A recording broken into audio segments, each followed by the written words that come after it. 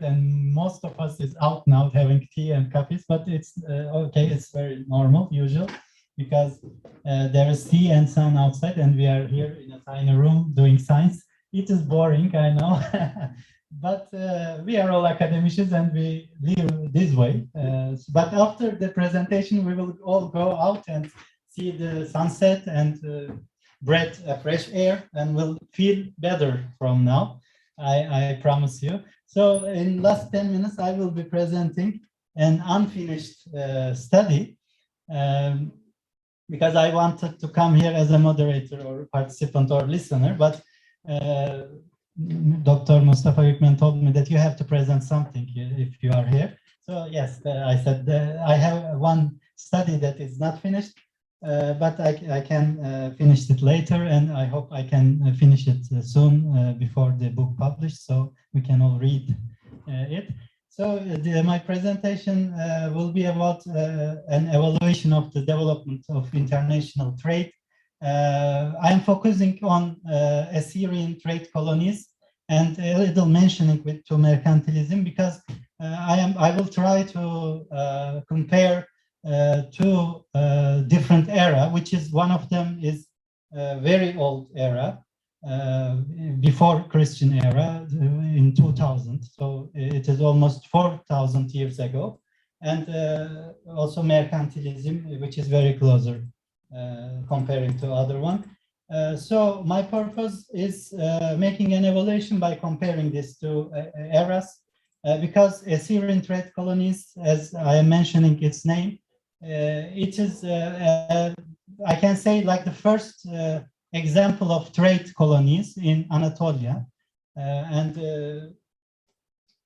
the historical dynamics of this trade will be revealed by analyzing some ancient archaeological findings, tablets, and my method will be analyzing the letters written by those traders, Assyrian traders who are making trade with Anatolian kings. So, but before that, I started my research not from the Assyrian time.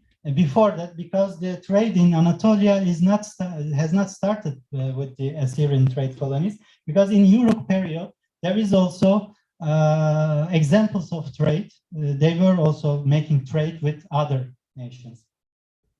So Cappadocia tablets, which are very important, they are clay tablets written in 4,000 or 5,000 years ago, and found in 3 locations in Anatolia: Kültepe, Alişar, and Boğazköy, and all in Assyrian language, ancient language, of course. And the traders' letters written to Assyrian kings or their ambassadors. So why did I choose to mention about mercantilism? Because mercantilism is the first approach and first effort to develop an economic theory on international trade. Trade is an ancient tradition. Trade was always here because we buy and sell, even before we invented the money. But we made trade like for 6,000 years, but we didn't develop an economic theory about that until mercantilism. That's why we can start the economic theories of trade from starting with the mercantilism age. And that's why in my study, I will be focusing on mercantilism, because I need a base, a theoretical base, and a theoretical base.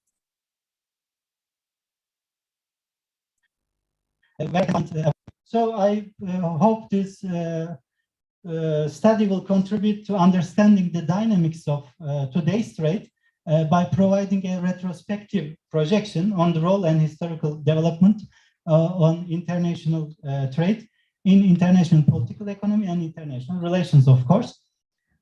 This study is to be carried out in this field will contribute to the development of new approaches maybe in international trade in modern period, because we are all using the old theories until like for about 300 years. So we need to develop new theories about trade because the dynamics of trade is always changing.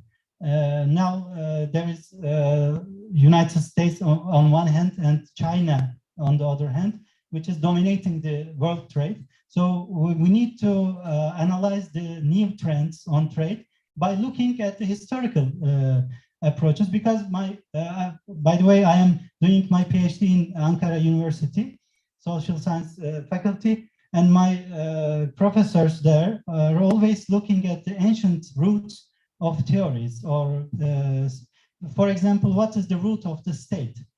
So we are looking at the ancient people, what was the state for them? So that's why I thought that I can look at the ancient history for the root of the trade also.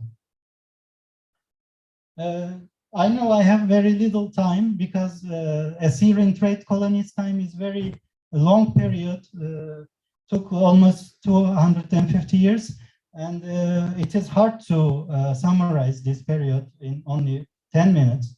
But I can say that the findings of these tablets revealing so much, because in literature there are many articles about Assyrian trade colonies, because these letters found in Alişar, Boğazköy, and Kültepe is revealing too much about this age.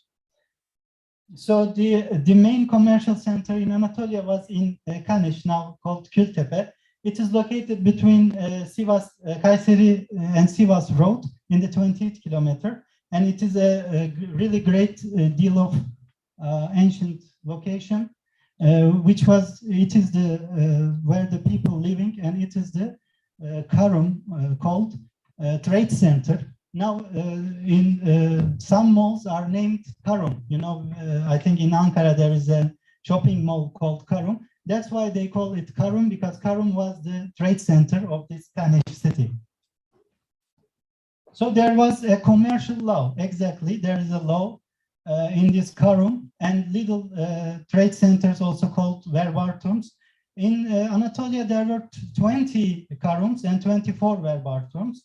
Verbartums are small trade centers, and Karums the bigger ones.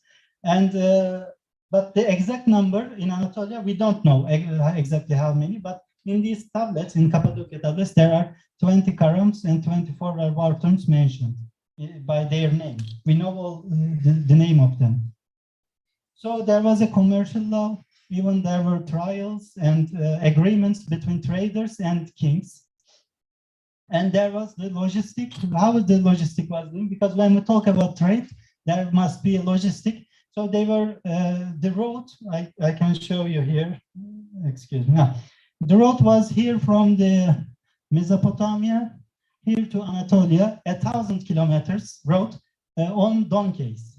In each caravan, there were like 200 donkeys, and they were going on this road for about 2 or 3 months to sell their things, to sell their goods in Anatolian lands. And a caravan with donkeys can only go 20 days, 20 or 25 kilometers a day. So the route took a very long time, but it was a very expensive journey. So the rate of profit is very high. The rate of profit almost 200%. So that's why it is very, you can see it because there were dangers in the road. There were people trying to steal the goods of these caravans. So that's why they are putting very high prices, which I mentioned, heavy conditions, because there were loans and credits. If one did not pay his debt, he had to give one of his family member as a slave, because the heavy conditions are very high percent interest rates. For example, they give you 100 lira for that. They wanted to 180% with the heavy interest. That's why there was very difficult heavy conditions. So what was the effects of this era to Anatolia? So because there are many letters written from the Assyrian traders to Anatolian kings, it was the first time where the writing used in Anatolia. Also because there is the trade going from Assyrian to Anatolia, the technology, like production, increased really, and they started to use some technologies that for production, for mass production. And how did this era came to an end? As I mentioned, there are 20 Kanish and 24 Verbartums in Anatolia. I think my time is almost done, but also my presentation is almost done. So there were 20 Kanish and 24 Verbartums in Anatolia, and there are many kings' landings in Anatolia. But when the Hittites came to power in Anatolia, those kings in little city kings in Anatolia wanted to join to Hittites' power because Hittites kings are very powerful and they can make a war with Assyrian kings. So there was like the parts, many little kingships in Anatolia, but when the Hittites came to power, it became a more powerful kingdom, and they changed all the rules in trade. Like heavy interest, there was no more heavy interest, and the expenses are started to be very low. Of course, it was the end of this era because Hittites came to power and ended the heavy condition trade. But it doesn't mean that the trade ended, because without trade, we can't live. We need some other goods that came from exotic lands, you know.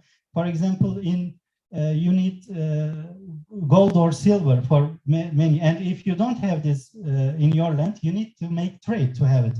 That's the point of mercantilism, you know. You need to make trade to go on, to survive. So the end of the era was this, like this, but the trade continued, of course. So my purpose in this study to start from this Assyrian trade colonies era to come to mercantilism. Of course, it is a long way, but I will just try to compare the two different era. How was the trade dynamics was in this era and in mercantilist era? Because we are talking about colonialism, and we know that after mercantilism era, the colonialism was a big deal for Africa and Latin America, because Europeans come to Latin America and Africa, and they steal all the money and raw materials that they found there, and they called it a trade. But what the Assyrians did in Anatolia was different from that. I want to mention that in my study. That's why I'm looking at these two different areas, because after Assyrians did trade with Anatolians, Anatolians didn't become poor like Latin America or Africans. Because when Europeans came to Latin America or American continent or Africa, America and Latin America didn't get rich and powerful. They became more weaker and they became slaves. But after Assyrian trade colonies, Anatolia became a big power because they made trade with Assyrian trade colonies, and they became Hittites. So there is a difference between these two colonialism, you know, colonialism in modern era and colonialism in Assyrian trade colonies. So in my study, if I can do, I will try to compare these two different approaches. Thanks for listening. It was very hard to finish in 10 minutes, so I used 3 more little extra time. And still, I have many things to say about this study, but there is no time. I hope when I finish my study and publish it, we can all see it there. If now, as I am the moderator here and the presenter, I need to ask you if you have any contribution or a question to me about this, or in general. From here, or maybe in our session, there are also guests listening to us in Zoom session. So if not, I will finish this second session. Buyurun. Yani şu anda sanırım herkes Türkçe'de sorabilirsiniz tabii. Yok duruyor hocam. Var mı? O misafirlerimiz hala duruyor. Excuse me, there is a Turkish question. I think I can answer the question in Turkish also if our guests from Hong Kong or other countries excuse.